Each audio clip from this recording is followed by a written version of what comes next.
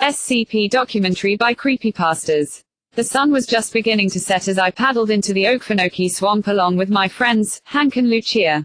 We weren't strangers to kayaking in the swamp, we had all done it since we were kids. Even at night, we weren't afraid to go in with the alligators and the birds and the other wildlife. This trip in particular, however, was designed to be scary. What a better time to tell ghost stories than while camping in the swamp on Halloween. We'd never spent Halloween in the wilderness before, and we figured it would be better than going to another costume party. I love being able to get away from my job at the Foundation every once in a while. The cold, sterile halls of Site 327 have no soul, none of the romantic power that nature does. As much as I love science, I need the kind of spiritual peace that nature imparts. Things started to get dark around 6. Lights on everyone, said Lucia, as if we were kids that needed her to order us around. Hank looked at her and pouted. But I don't wanna. He whined. Come on Hank, I said, we better do what she says, or she'll spank us. The look on her face was enough to send us both into a fit of laughter. Shut up Joe, she said. I don't know which one of you is worse. We kept mostly silent after that, paddling our way to our campsite. We'd been there many times before, an island of solid earth in a sea of stagnant water, peat, and trees. Spanish moss waved lazily in the wind as true darkness finally came, obscuring the already alien shapes of the Okefenokee.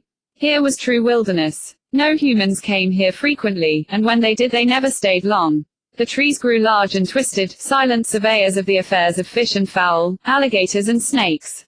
We tied up the kayaks, set up our tents quickly, stowed our gear, and built a fire. As we cooked marshmallows and hot dogs, now came the reason we had come out here in the first place, our first ever Halloween swamp ghost story contest. Hank took the first turn. A few miles south of Folkestone, back in the 1800s, there used to be a place called Traders Hill. It was a trader's town, of course built near the water.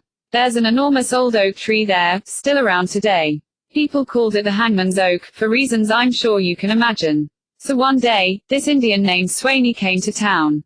He got accused of stealing some goods from a trader, and he ended up being sentenced to death. So they brought him up to the Hangman's Oak, and they were tying the rope around his neck when he said, "May the curse of my father's spirit and my own be upon you, for as long as there is a Trader's Hill." No one paid him any mind, and they hanged him dead. About a month later, the people of Trader Hill were having a dance to celebrate the harvest when they saw something bright in the distance. They all looked toward it and saw Hangman's tree, glowing bright like it was on fire, and they could hear wailing and moaning like 1,000 people being tortured. The next morning the first group of people packed up and left Traders Hill. Eventually, the whole place was deserted. They say that sometimes, at night in the fall, you can still hear the wailing of Swaney and his father. Hank, I'm sorry but that story was just awful, I said. It wasn't scary, and I'm pretty sure I've heard it before somewhere.